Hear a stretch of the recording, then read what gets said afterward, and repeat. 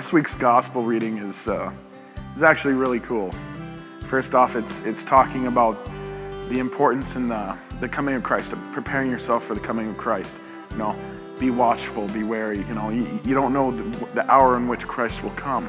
So not only is the gospel telling us to prepare for the second coming of Christ, but we also have to prepare ourselves for the coming of Christ the child in Christmas.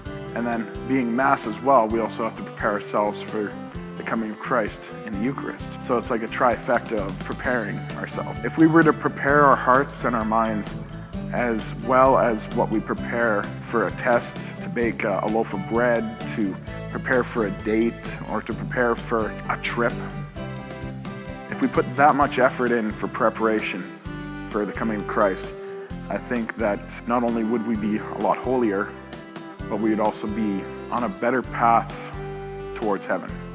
You know, when they say, we three kings, we travel afar, you know, they obviously had to prepare for their trip. They didn't, they didn't just all of a sudden say, oh, let's go see the Christ child. No, you know, they prepared. They had to prepare their convoy, their camels, their gifts. They had to prepare things, you know.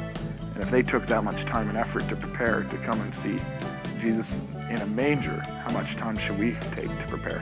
I had one of my friends that actually talked to me about that one day. He said, well, the 4 Advent candles to me means the final countdown.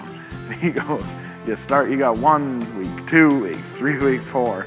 And he goes, he just started as a countdown. And the more you lit, the more closer you were to Christ. Grow closer to your family and friends.